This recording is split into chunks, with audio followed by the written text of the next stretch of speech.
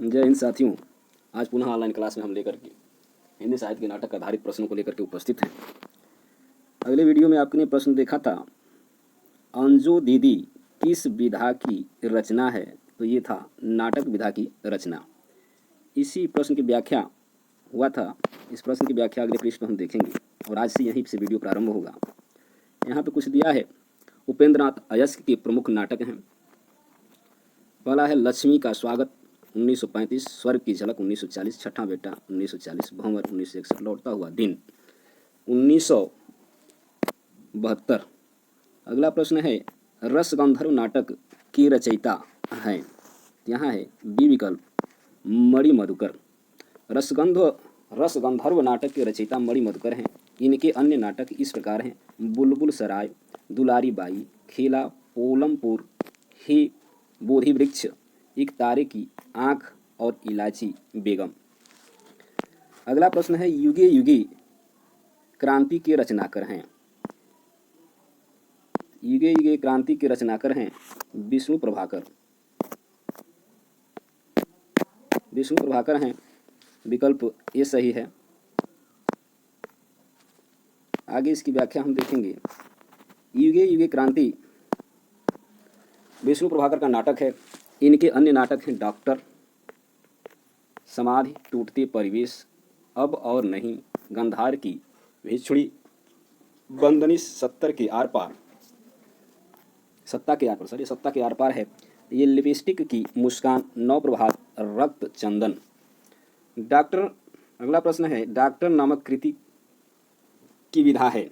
तो ये है नाटक है। विष्णु प्रभाकर कृति डॉक्टर नामक नाटक मनोवैज्ञानिक सामाजिक नाटक है, जिसमें डॉक्टर अनिल के संदर्भ में भावना और नैतिक कर्तव्य का संघर्ष दिखाया गया है। प्रभाकर का एक अन्य नाटक समाधि भी है। आगे है को नुक्कड़ नाटक के जनक कहते हैं। मतलब किसको नुक्कड़ नाटक के जनक कहते हैं। तो ये सी विकल्प है सफदर हाशमी। सफदर हाशमी नुक्कड़ नाटक के जनक हैं। कहे जाते हैं हाशमी ने नुक्कड़ नाटक को एक नई दिशा दी। डॉक्टर लाल बहादुर वर्मा ने गोरखपुर में संचेतना नामक संस्था का गठन करके नुक्कड़ नाटकों की शुरुआत की। नुक्कड़ नाटक न केवल वास्तविक जीवन में बल्कि चलचित्र माध्यम में भी काफ़ी महत्व रखता है।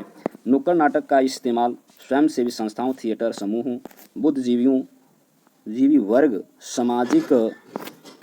सामाजिक कार्यकर्ता और छात्रों द्वारा सामाजिक व राजनीतिक मुद्दों पर जनता के बीच जागरूकता लाने के लिए किया जा रहा है।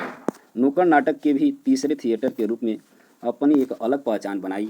हिंदी फिल्म हल्ला बोल ने सामाजिक कुरीतियों के खिलाफ नुक्कड़ के माध्यम से आवाज़ उठाई। अगला प्रश्न है हिंदी का पहला रेडियो नाटक माना जाता है। तो हिंदी का पहला रेडियो नाटक राधा कृष्ण माना जाता है। हिंदी के रेडियो नाटक का जन्म 1937 में हुआ। रेडियो में प्रकाशित पहला हिंदी नाटक आचार्य चतुर्सेन शास्त्री लिखित है राधा कृष्ण। अगला प्रश्न है पंडित जवाहरलाल नेहरू और ब्रह्मावर्त की पृथु के बीच विलक्षण साम्य किस नाटक में है। तो ये है डी पहला राजा।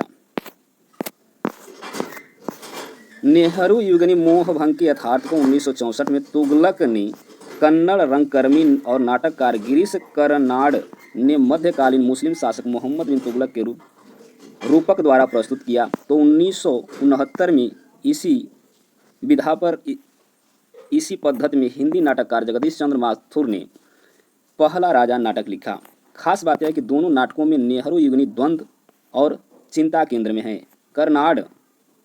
कर्नाड ने इस मोहम्मद बिन तुगलक के ऐतिहासिक चरित्र की रूपक द्वारा प्रस्तुत किया है, जबकि माथुर ने इसे महाभारत की रूप द्वारा प्रस्तुत किया है।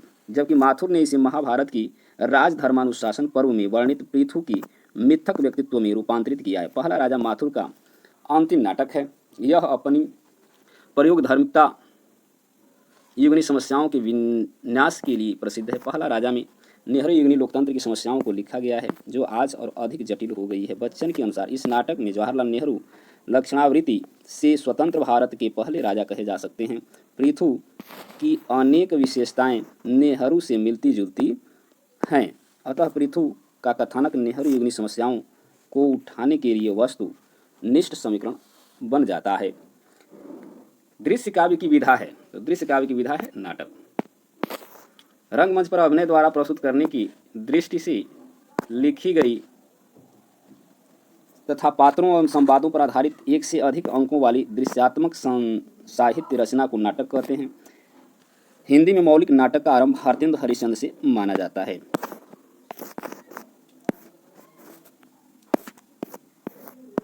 यहाँ पे हिंदी के यथार्थवादी एकांकी के जनक तो ये हैं राम कुमार वर्मा। डॉक्टर राम कुमार, यहाँ की व्याख्या बहुत लंबा है। डॉक्टर राम कुमार वर्मा आधुनिक हिंदी साहित्य एकांकी सम्राट के रूप में माने जाते हैं। 1930 में रचित बादल की मृत्यु उनका पहला एकांकी है। इस दृष्टि से उन्हें हिंदी एकांकी का जनक माना जाता है।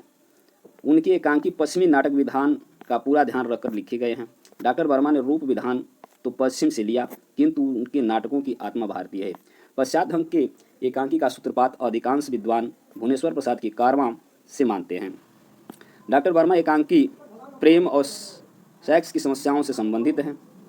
ये एकांकी मानसिक अंतर्द्वंद की आधार भूमि पर यथार्थवादी कलेवर में समाज और जीवन की वस्तु स्थिति तक पहुँचते हैं। पर इन एकांकियों में लेखक की आदर्शवादी सोच इतनी गहरी है कि वे आदर्शवादी झोंक में यथार्थ को मनमाने नाटकीय मोड़ दे बैठते हैं। इसके लिए उन्हें स्त्री पात्र, शिक्षा और नए संस्कार के बावजूद प्रेम और जीवन का मुंह त्यागकर प्रेम के लिए उत्सर्ग कर बैठते हैं, मानो उत्सर्ग और प्राणांत ही सच्चे प्रेम की कसौटी हो। 1940 में डॉक्टर नागेंद्र ने कहा था कि हिंदी एकांकी का इतिहास गत 10 वर्षों में सिमटा हुआ है। श्री रामनाथ सुमन चारु मित्र 1942 की भूमि में डॉक्टर राम कुमार वर्मा को हिंदी एकांकी का जन्मदाता मानते हैं। डॉक्टर सत्येंद्र इसका सूत्रपात भारतेंद्र से स्वीकार करते हैं। डॉक्टर सोमनाथ गुप्ता प्रसाद की एक घूंट से एकांकी नाटकों का प्रारंभ मानते हैं। अज्ञे जी ने लगभग यह मत स्वीकार करते हुए लिखा कि प्रसाद का एक घूंट भी एकांकी है।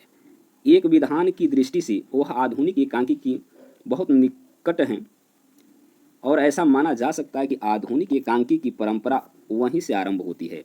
उदय शंकर भट्ट द्वारा रचित एकांकी संग्रह अभिनव एकांकी 1940 में प्रकाशित हुआ था। स्त्री का हृदय, चार एकांकी, समस्या का अंत, धूप शिखा, अंधकार और प्रकाश आदि में पर्दे के पीछे, आज का आदमी, सात प्रहसन आदि उनकी अनेक एकांकी संकलन है। भुवनेश्वर द्वारा रचित एकांकी के तांबे के कीड़े, आज़ादी की नींद, सिकंदर आदि हैं। एकांकी आधुनिक एकांकी के जनक माने जाते हैं। तो हम ऊपर पढ़ चुके हैं राम कुमार वर्मा। यहाँ पुनः प्रश्न है कि तांबे के कीड़े नामक लघु नाटक के लेखक हैं, तो ये हैं भुवनेश्वर प्रसाद। तांबे के कीड़े लघु नाटक के लेखक भुवनेश्वर प्रसाद हैं। इन्हें हिंदी में पश्चात शैली की एकांकी का प्रवर्तन करने वाला माना जाता है। तांबे के कीड़े में से डॉक्टर गिरीश रस्तोगी और डॉक्टर इंद्रनाथ मदान में हिंदी विसंगति नाटकों की शुरुआत मानते हैं। कर्मा भी इन्हीं का नाटक है। कर्मा एकांकी के लेखक कौन है? तो अभी हमने ऊपर पढ़ा, भुवनेश्वर प्रसाद जी हैं। रुपया तुम्हें खा गया एकांकी के लेखक हैं भगवती चरण वर्मा। निम्न से कौन सुमेलित है? तो यहाँ सी है, पृथ्वीराज की आंखें, राम कुमार वर्मा, ये सुमेलित है। एक कंठ विस्पाई दुष्यंत कुमार द्वारा रचित नाटिका है, जबकि यहाँ दिया है भारत भूषण अग्रवाल का। उसके बाद है जो शिव सती प्रसंग को आधार बनाकर लिखी गई थी, बादल के मित्र डॉक्टर राम कुमार वर्मा की है, जबकि भुवनेश्वर कुमार दिया गया है। अग्निलिख भारत भूषण अग्रवाल द्वारा रचित गीत नाट्य है, जबकि यहाँ दुष्यंत कुमार को दिखलाया गया है, मतलब इधर से उधर कर दिया गया है, जो राम राज्य की बेबाकी आलोचना करती है। पृथ्वीराज की आंखें राम कुमार वर्मा द्वारा लिखित एकांकी है। एकांकी में संकलन त्रय का आशय है, तो यहाँ है डी विकल्प सही है, समय स्थान कार्य की एकता। एकांकी संकलन में या संकलन त्रय का आशय है समय स्थान तथा कार्य की एकता। एकांकी को नाटक का लघु रूप कहते हैं। आज के लिए इतना ही। पुनः अगले वीडियो में हम इसके आगे प्रश्न पर उपस्थित हैं। तब तक के लिए धन्यवाद।